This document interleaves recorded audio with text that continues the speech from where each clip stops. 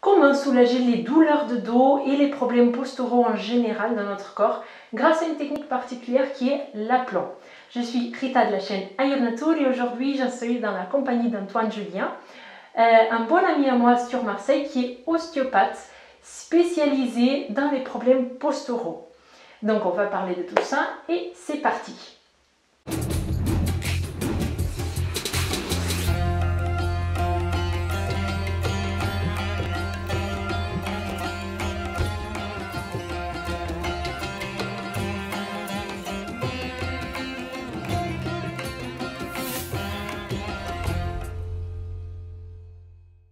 Bonjour Antoine. Salut Rita. Salut. Merci d'avoir accepté ce petit temps d'interview. Donc, qu'est-ce que tu pourrais nous dire sur l'aplomb? Déjà, comment est-ce que tu es venu à travailler sur les postures? D'accord. Alors, je suis arrivé à travailler sur les postures de manière complètement personnelle au départ. C'était pour moi, parce que j'avais une grosse hernie discale au bas du dos. Donc j'avais fait un IRM, scanner, j'avais vraiment une volumineuse hernie discale. Tout le monde, les chirurgiens que je suis allé voir, tout le monde voulait m'opérer. Et moi j'étais un peu têtu et je voulais pas d'opération. Donc j'ai vécu avec cette grosse douleur et cette irradiation dans la jambe du nerf sciatique pendant... Ça m'a duré un an, à peu près un an, et j'avais souvent mal au dos. Souvent mal au dos, très mal au dos. Dès que je prenais la voiture, c'était l'enfer. Tu es resté alité? Je suis resté alité bien presque 6 mois. Voilà. Et je pensais vraiment pas que ça serait... J'étais assez têtu et je pensais que ça allait se résorber plus vite. Donc tous les jours, je me disais c'est fini. Et ça, en fait, ça a duré. Et je suis resté presque 6 mois alité, ouais. Donc c'était vraiment une volumineuse hernie discale. Et après, ça allait beaucoup mieux, mais j'ai mis vraiment du temps à récupérer pour vraiment vivre normalement. Et ce qui m'a énormément aidé, c'est la posture, les positions de la vie de tous les jours. Et on peut se faire très très mal si on est dans des mauvaises postures. Le canapé, pour moi, je dis que c'est souvent un instrument de torture parce qu'on est forcément un peu avachi, on est tout de suite comme ça. Donc voilà, c'est apprendre à trouver des postures qui, dans la vie quotidienne, qui nous permettent que la colonne respire et qu'il y ait une intégrité articulaire, musculaire. Donc ça serait, c'est ça qu'on apprend à travers l'aplomb. D'accord. C'est quoi l'aplomb alors exactement? Alors qu'est-ce que l'aplomb exactement? C'est une bonne question. Moi j'ai appris auprès de Noël Pérez qui a fondé cet enseignement. Elle ne parle pas de méthode parce que c'est quelque chose de naturel, donc c'est ni une technique ni une méthode, c'est vraiment un enseignement, c'est quelque chose qu'on retrouve chez tous les gens qui sont restés d'aplomb, justement de la posture. Donc c'est un enseignement qui consiste à observer des gens qui étaient dans l'axe, qui n'ont pas eu de douleur de dos. Donc il y a eu un grand travail ethnologique qui a été fait, de les observer et à travers leur observation d'essayer de faire du mimétisme de leur posture. Voilà. C'est une prof de yoga à la base, je crois, non? Oui, alors voilà, pour présenter l'aplomb, c'est vrai que c'est peut-être bien de présenter la personne, la fondatrice. Donc elle s'appelle Noël Pérez. Donc là, elle est morte il y a maintenant 2 ans, elle avait 92 ou un petit peu plus, autour des 92 ans. Et elle a été vraiment passionnée, c'était vraiment sa vie, le yoga, la posture, l'aplomb. Et d'ailleurs, elle est morte entre deux séminaires, entre le Portugal. Elle était au Portugal, elle devait se rendre en Italie, et elle est morte entre deux séminaires. Donc toute sa vie, elle a enseigné qu'est-ce que l'aplomb, qu'est-ce que la posture. Donc son parcours, pour faire un rapide, elle, c'était une des pionnières du yoga en France, parce que quand ça a été connu dans les années 50, le yoga était très peu connu en France. Elle s'est formée auprès d'Iyengar. Iyengar, pour ceux qui connaissent, ou ceux qui ne connaissent pas, maintenant c'est devenu très connu. C'est un grand mouvement. Et elle a eu la chance de le connaître au tout début, quand quand il enseignait dans sa cuisine.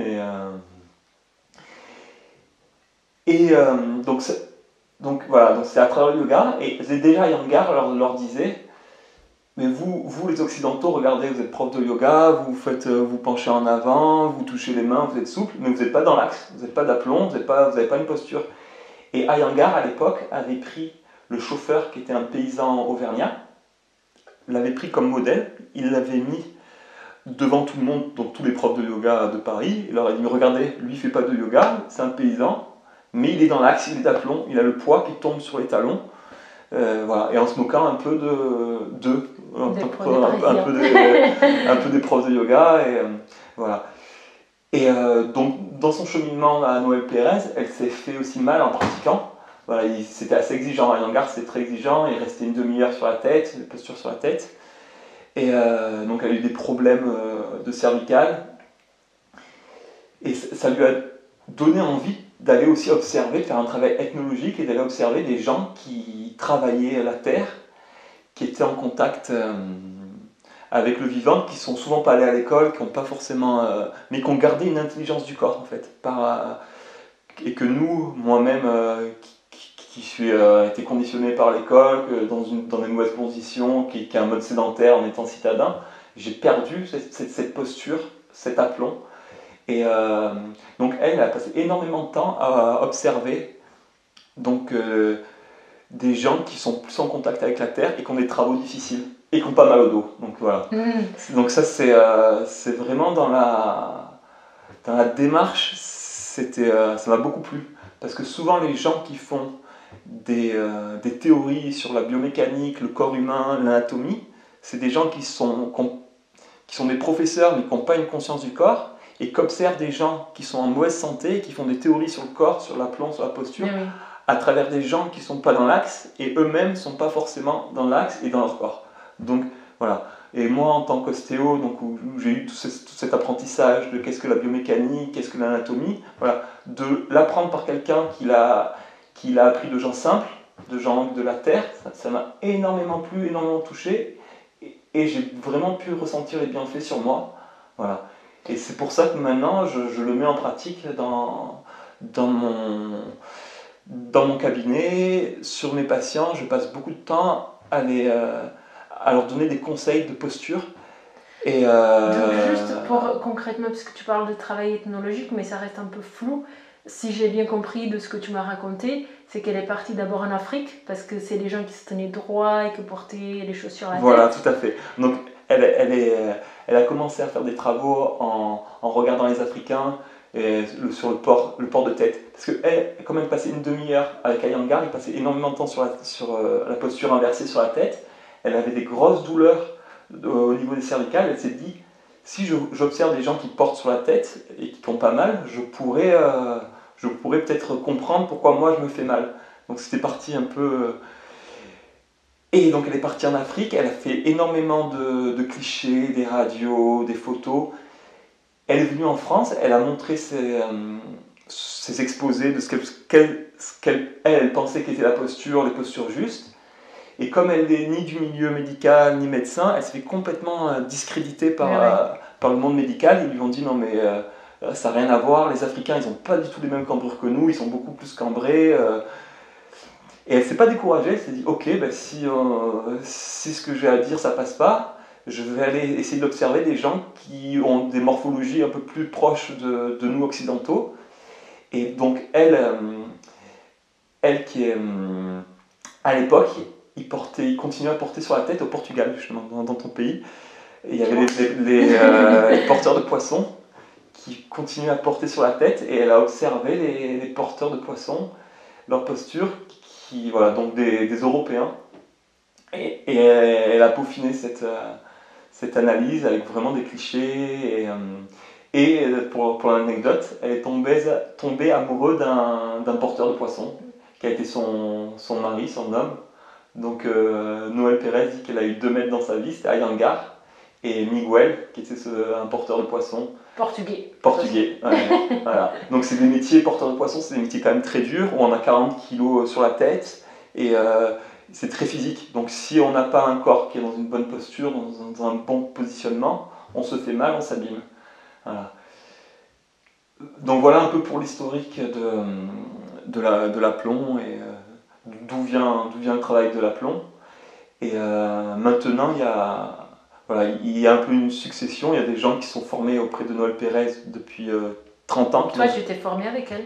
Un petit peu plus aussi avec avec Noël Pérez et Georgia, qui est une de ses élèves, qui l'a suivi pendant plus de 30 ans, voire 40 ans, qui a été, qu'on eu tout un processus. Elle est vivante, elle donne des cours en Ardèche, régulièrement. Moi, je vais parce que c'est pas une méthode. Enfin, on va vous montrer là, on va passer à la pratique. Donc, c'est bien, on peut comprendre intellectuellement, mais c'est un travail d'une vie pratiquement d'essayer de s'observer, de faire et de voir dans la vie de tous les jours. Et on peut toujours gagner un petit peu. On peut toujours, il n'y a pas. Donc l'idée c'est d'observer son corps et de voir ce qui va pas et faire. Voilà. C'est ça que je trouve que c'est super intéressant parce que. C'est avoir toujours une petite conscience, intériorisation sur le corps dans la vie de tous les jours. Et plus ça allait, plus Noël Pérez est dans l'Institut supérieur de l'aplomb, plus ils ont arrêté de montrer des postures compliquées de yoga. Et plus ils se sont dit que les postures importantes, c'était quoi de yoga? C'est les postures principales, c'est-à-dire la posture debout, marcher, comment être assis et comment se pencher en avant, en gros. C'est la posture du yoga de la vie quotidienne. Hein, c'est ça donc c'est ça que tu apprends en stage et c'est ça que tu fais au cabinet. En fait, voilà, voilà, c'est ça. Donc dans les stages, on va passer des fois 3 à 4 jours juste à vraiment essayer de peaufiner la posture assise, la posture... se pencher en avant, debout, marcher. Ouais, c'est vraiment ça. Est-ce que tu peux du coup nous montrer quelques postures là pour qu'on puisse le faire? Oui, essayer bien sûr. de le faire déjà. Bien sûr. C'est pas évident, il m'a déjà montré plein de fois, j'ai rien compris. non, c'est facile. Alors peut-être qu'on est assis, on peut commencer peut-être assis. Déjà tu peux me critiquer, je sais qu'il va me critiquer à chaque fois, c'est pareil. Moi c'est pareil. Donc vas-y, tu peux expliquer peut-être pourquoi est-ce que je suis pas bien assise. D'accord, peut-être, ouais, on peut faire ça. Peut-être que je peux montrer sur moi, je me mets de profil. Voilà. Alors je vous montre, voilà, peut-être comment souvent on est assis, on est souvent un petit peu comme ça. Là, peut-être caricature, mais on est un peu comme ça. Et donc on a le bassin vraiment en arrière, rétroversé, et du coup ça fait casser la nuque. Et on a le dos tout arrondi. Et ça, c'est des postures qu'on prend tout le temps. Souvent, énormément, quand on observe les gens. Plus ça va, moi, plus je vois les gens assis comme ça, j'ai mal pour eux. Et voilà. Et moi qui ai une hernie discale, si je reste comme ça, une fois qu'on a une hernie discale, on garde notre faiblesse à vie. Donc, il y a des postures qu'on ne peut plus prendre. Donc, faut vraiment réapprendre à se tenir différemment. Donc, voilà, ces postures, je vais arrêter parce que... Mais voilà, on est souvent comme ça, je caricature, et donc le but, assis, après on verra debout, c'est tout vient du bassin, c'est de permettre au bassin de basculer en avant, c'est-à-dire de partir en bascule antérieure, vous voyez? Donc ça veut dire que le bassin, là, pour retrouver une cambrure très basse, voilà. Et du coup, en fait, il faut s'asseoir. Et en fait, c'est comme si on voulait que la braguette elle soit vers le bas. Donc là c'est dommage que j'ai pas un squelette pour vraiment vous montrer sur un squelette la position du bassin, mais voilà, l'idéal c'est de retrouver une cambrure très basse entre le sacrum et L5 et de se permettre vraiment que le bassin tombe en avant. Voilà. Je suis ou pas? Alors là, je suis pas. Là, c'est beaucoup mieux, mais le fait d'avoir les jambes, un petit peu pliées comme ça, là, c'est beaucoup mieux. Hein. Souvent, il y a le bassin qui part en arrière. Toi, beaucoup moins que moi, mais moi, et du coup, qu'est-ce qu'on fait? On compense pour se compresser. Comme ça. Et on creuse trop haut. On met la cambrure en L3 au lieu de la mettre très basse au niveau du sacrum. Voilà. Entre le sacrum et L5. Donc vraiment, toute la méthode, ce qui n'est pas une méthode, tout l'enseignement vient du fait d'essayer de retrouver ces cambrures très basses entre le sacrum et L5 et arrêter de cambrer en L3. Et voilà, donc là on peut voir, elle se redresse encore beaucoup. Mais on le voit d'ici, parce qu'on le voit de là, parce que, voilà, donc dans l'idéal, Voilà.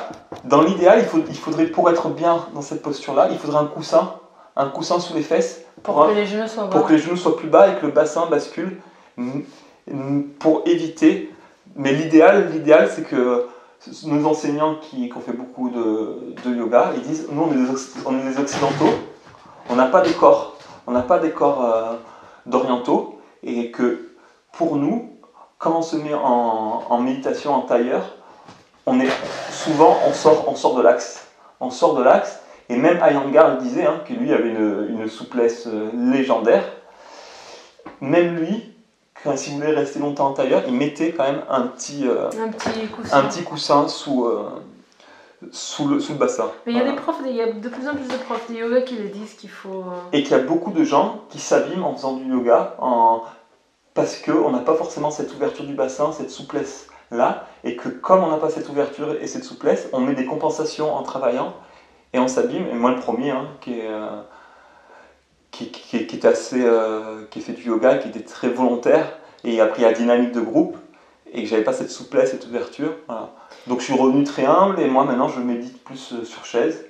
Et voilà, et ça me permet vraiment de garder et de trouver une cambrure très basse entre le sacrum et L5, et arrêter de me redresser d'ici, parce que si je suis comme si j'ai le bassin, là je me redresse d'ici. Et je cambre. Et en fait, il faut se redresser d'où, à nouveau ? À nouveau, c'est pas d'ici, il faut vraiment arrêter, on dit fenêtre avant, là, arrêter de fenêtre avant. Donc ici, c'est déjà, à ce niveau-là, c'est déjà la fin des lombaires, le début du dorsal, donc ça doit plus être creusé, ça doit être enroulé, et ça doit être creusé très bas, entre le sacrum, vraiment à la jonction entre le sacrum et la cinquième lombaire, entre L5 et le sacrum. Donc vraiment réussir à laisser... Et tout ça vient du fait que le bassin, on arrive à le laisser basculer en avant. On en laisse tomber en avant, on retrouve une cambrure très basse, et après on peut s'allonger. On peut vraiment s'allonger et s'auto-grandir. Mais c'est pas une histoire de ventre aussi ? De abdos ? Parce que quand tu me dis il faut faire ça, moi j'ai l'impression qu'il faut que je rentre le ventre pour être droite. Mais c'est peut-être une impression. D'accord. Alors, il y a juste à laisser... En fait, il n'y a rien à faire, c'est vraiment laisser le bassin partir, et après tout le reste du corps s'organise. C'est vraiment laisser le bassin tomber en avant. En antéversion. Voilà. Ça y est. Voilà, mais plus ou moins. Mais là, t'es beaucoup mieux. Mais je suis pas droite. T'es beaucoup mieux. T'es vraiment beaucoup mieux. Voilà. Donc après, c'est une sensation. Là, Rita a par exemple la sensation d'être toute vrillée, d'être pas droite, parce que c'est des postures où on n'a pas l'habitude. Et là, elle a complètement. Mais c'est normal, parce que il y a vraiment un temps de se réapproprier une posture, et donc quand des fois on remet les gens dans une certaine posture, ils ont l'impression de pas être droit. Voilà. Ouais, donc si c'est ça, alors juste je vais donner du coup mon ressenti, oui, bien sûr. C'est facile pour les personnes qui n'ont jamais fait. Du coup, ce que j'ai fait, c'est que j'ai écarté mes pieds. J'ai la sensation que mes genoux ils sont un petit peu plus bas que mon bassin. Je me suis assise au bord de la chaise et en fait j'ai plié avec le dos. Et donc je suis un peu pliée comme ça. Mais j'ai pas fait la deuxième partie qui dit d'allonger, ça je sais pas. Voilà. Mais déjà pour moi, le bassin il est beaucoup mieux placé, et du coup ton dos là peut vraiment mieux respirer. Ouais, mais j'ai l'impression de pas être bien, tu vois. D'accord. J'ai l'impression d'avoir des petites tensions, des gênes. D'accord. Et puis j'ai l'impression de ne pas être droite, imagine, de travailler comme ça. Je vais faire une consultation comme ça, bonjour. C'est bizarre, non ? Non, moi je te trouve, je te trouve pas mal là déjà. Mais toi t'es bizarre. Mais moi je suis bizarre aussi. Qu'est-ce qu'on peut parler ? C'est assis, debout, et c'est quoi la troisième ? C'est dans toutes les postures de la vie quotidienne. Donc c'est allongé, debout, en marchant. Mais la plus facile, après, c'est assis. Peut-être. La plus facile pour comprendre. Là, pour comprendre, c'est assis ou debout, peut-être les deux sont assez simples. Voilà, donc vraiment éviter, vraiment pour simplifier et pour là pas trop rentrer dans les détails, c'est vraiment cette posture où on a tendance à avoir le bassin en arrière et avoir la tête comme ça. Donc si on replace le bassin vraiment, donc quand on est sur des chaises, il faut vraiment aller chercher, essayer d'aller positionner les ischions le plus loin possible en arrière, pour que vraiment, ici j'ai le pubis presque, le bassin il touche presque en avant, presque c'est le pubis, c'est le sexe qui est vraiment posé. Voilà, c'est ce que j'allais dire, c'est le sexe pour donc parler. Ou braguette, donc vraiment tout part de là, et donc ça recrée une cambrure très basse, et on arrête d'être là et d'ouvrir d'ici. Mais on ne doit pas creuser. On arrête d'être là, de creuser de trop haut, et voilà, et on permet d'enrouler. Alors, cette partie-là des dorsales basses, au lieu d'être creusées, elles sont arrondies, parce que c'est physiologique. Les dorsales, elles doivent être arrondies et pas creusées. Donc voilà, c'est vraiment... Et le principe, du coup, ça permet du bassin, c'est le sol de l'appui, et ça remonte. Et le fait d'avoir un bassin positionné, ça empêche que la tête soit comme ça. Et quand le bassin est en arrière, on a la tête comme ça. Et naturellement, la tête vient bien se positionner parce que le bassin est bien positionné, mais tout vient du bassin. Et c'est-à-dire que quand je suis bien positionné, c'est que j'ai le nez, regardez, parce on doit bien voir avec la vidéo, j'ai le nez qui est plus bas que mes oreilles, la ligne des oreilles. Ouais, voilà. Mais ça, c'est ce qu'ils disent tout. Et ça... Mais ça se fait naturellement, sans forcer, parce que j'ai le bassin qui est en place. Voilà. Et après, il faut aussi apprendre à se détendre. C'est-à-dire que pour que la colonne respire, faut que ce soit agréable et il ne faut pas qu'il y ait de tension. Donc le but, c'est si on est bien positionné, on a le moins de tension possible, il n'y a aucun muscle qui force, et on sent vraiment la respiration qui va de plus en plus dans la colonne vertébrale. Et sur une inspire, on sent un autograndissement. Et vraiment, on sent la respiration qui vient dans la colonne et c'est hyper agréable à sentir.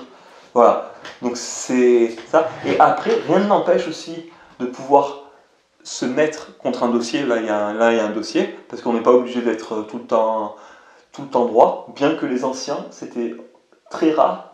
Naturellement, comme ils étaient dans l'axe, dans la posture, ils n'avaient pas ce besoin tout le temps de se reposer, de s'avachir.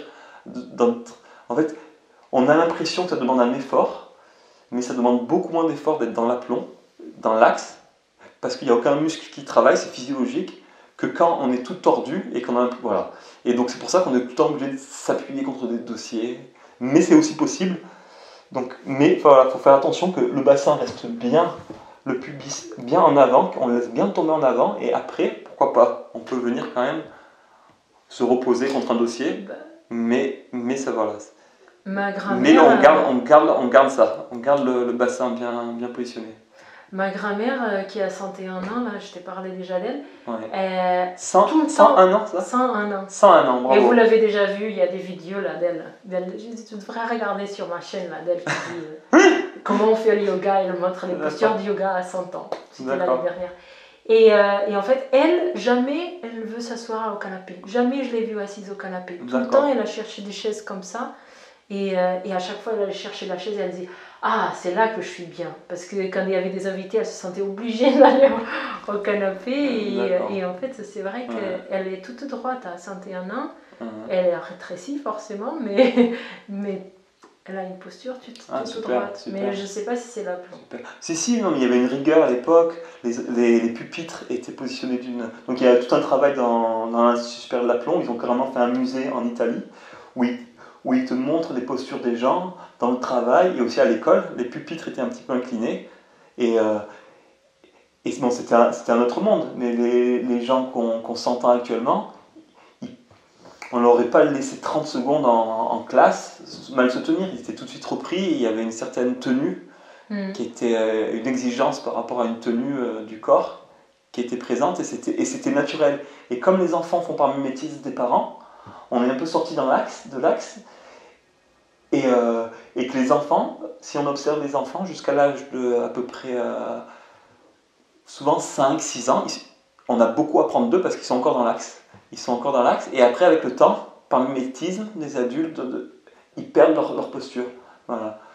Et il y a encore des gens dans l'axe, plus dans les campagnes, plus dans les pays comme l'Afrique, l'Asie, mais il y en a encore, hein. On trouve encore des gens dans l'axe, mais globalement, les gens ont perdu ces postures justes dans le travail et dans la vie de tous les jours. Et d'ailleurs, c'est pour ça qu'on voit, à l'époque, tu sais combien ils pesaient les sacs de ciment? Je sais pas, ça devrait être super lourd. Avant, ils faisaient 80 kilos. Après, ils sont passés à 50. Et maintenant, ils sont à 35 kilos. Et on a tous mal au dos et on a du mal à les porter, les sacs de 35 kilos. Voilà. Alors qu'avant, ça passait... Avant, je dis pas qu'ils n'avaient pas de problème de dos non plus à l'époque, mais ils avaient des postures Il n'y a vraiment pas une histoire plus... que les gens mouraient plus jeunes et que du coup, il y avait moins de dégénérescence. Mais c'est vrai qu'aujourd'hui, on a des discopathies très jeunes, quoi. Toi, t'es jeune, t'as des discopathies. Oui. Non, je pense qu'il y a vraiment les postures dans la vie de tous les jours, ça aide énormément à pas avoir mal au dos. Et moi, quand les gens viennent me voir pour des séances d'ostéopathie, je leur dis, moi je suis une béquille, je vous aide là, je vais vous soulager et je vais vous aider. Mais vos douleurs, elles vont revenir si dans la vie de tous les jours, vous êtes sur un canapé et vous êtes comme ça et vous passez votre temps comme ça. Là, vous êtes hyper cambré. Là, vous ne respirez pas, vous bloquez les viscères, vous allez avoir des troubles digestifs, vous allez avoir des problèmes respiratoires, et tout est lié. On dit que le corps, la structure gouverne la fonction. Donc si la structure, le corps physique est dans des mauvaises positions, ça a un impact sur la respiration, sur la digestion, sur les femmes enceintes, c'est aussi énorme, les descentes d'organes, pardon. Les descentes d'organes. Ouais, donc les descentes d'organes aussi. Si on a un bassin, même debout, hop, on peut essayer. Hein. Debout, je crois qu'on ne te voit pas là sur la vidéo. C'est pas grave, on te voit jusqu'à là. D'accord. Mais en gros, debout, on dit voilà, quand on regarde les anciens, les gens qui travaillent la terre, et les gens qui ont pas mal au dos et qui ont des travaux physiques, ils ont souvent cette posture-là. Moi, je caricature un peu, pour moi encore, qui est quand même assez sédentaire, elle est encore un peu forcée là. Et donc, du coup, vraiment une cambrure très basse. Et le fait d'avoir cette cambrure très basse, voilà, on voit qu'il y a le bassin qui part en avant. Et ça protège des descentes d'organes. Tu arrives pas là. Non, ça y est, je m'embrouille. Mais voilà. En gros. C'est bien. Et du coup, maintenant, si les gens veulent aller plus loin, là, on te retrouve à Marseille, ton cabinet est à Marseille. Donc, si on veut venir te consulter, donc si vous voulez savoir plus sur l'aplomb, ton cabinet il est dans le 9e. Je vais mettre dans le descriptif de la vidéo, je mettrai les contacts d'Antoine, comme ça vous pouvez le contacter. Et sinon, il y a un peu partout en France. Alors c'est il y a des gens qui organisent des stages, oui. Toi, tu fais des stages ou pas? À Marseille, je vais faire des ateliers, c'est sous forme d'atelier que stage. Voilà. Ça fait 3 ans que je les demande. Ça fait 3 ans qu'elle me demande d'organiser un stage à Marseille, ouais. Oui. Et ça va se faire, les stages à Marseille, ça va se faire. Ouais. Et si vous voulez être au courant de quand Antoine fera un stage à Marseille, n'hésitez pas à mettre dans les commentaires, comme ça le motivera. Et sinon oui, il y a des gens dans la France qui sont formés avec Noël Pérez et qui sont passionnés et qui adorent transmettre l'aplomb. En Bretagne, il y a une dame que j'adore qui s'appelle Georgia et qui habite c'est un petit village au-dessus d'Aubenas, à Saint-Pierreville, et qui a suivi Noël Pérez pendant plus de 30 ans. Et voilà, donc qui incarne ce qu'elle dit dans sa vie de tous les jours et voilà, ça me fait beaucoup de bien d'aller avoir des pics de rappel, parce qu'après on a compris de manière intellectuelle, on a compris assez vite, mais par contre les changements dans le corps ça met du temps, donc c'est bien d'avoir des pics de rappel réguliers et pouvoir faire des stages et pour sentir les progressions, voir les blocages, pouvoir se faire aider. Puis il y a des mains du coup qui peuvent nous guider pour sentir où c'est que ça bloque, où c'est que ça respire pas, et essayer de permettre au dos de respirer. Voilà, c'est vraiment ça, c'est permettre au dos de respirer grâce à des bonnes postures, et réussir à être dans des bonnes postures sans avoir de tension, c'est super. Quoi. Vraiment, moi ça m'apporte énormément. Merci beaucoup. beaucoup Antoine de nous avoir fait toute cette description, c'est super. Donc vous aurez dans le descriptif de la vidéo toutes les coordonnées pour aller trouver Antoine, pour le contacter par mail ou par téléphone. Je pense que c'est ça qu'on peut te contacter. Oui, tout à fait, ouais. Voilà. Donc j'espère qu'il fera bientôt un stage parce que ça fait plusieurs années qu'il me le propose, qu'il me le promet et qu'il ne le fait pas. Ça fait aussi un moment que j'essaie d'avoir cette vidéo avec lui parce que je trouve que la technique d'aplomb c'est super intéressant. Donc j'espère que vous avez apprécié. Si vous voulez savoir plus, n'hésitez pas à mettre dans des commentaires, poser des questions, je les transmettrai à Antoine et il reviendra, j'espère, pour donner les réponses. Et voilà, pour faire les stages, pour venir en cabinet, Antoine il est disponible sur Marseille. Et sinon, on peut faire des stages un peu... vous pouvez le contacter, il vous donnera toutes les indications. Voilà. Il y a un petit site internet, ça s'appelle l'Institut supérieur de l'aplomb. Donc aussi vous pouvez prendre des informations sur ce site. .fr.com. Je sais pas. Très bien. Voilà, Merci. à chercher. Merci beaucoup Antoine pour tout ça, c'était vraiment chouette. Ouais. Allez, ben, je vous dis à la prochaine vidéo. Voilà, puis faites du bien à votre dos. Au Eh revoir. oui.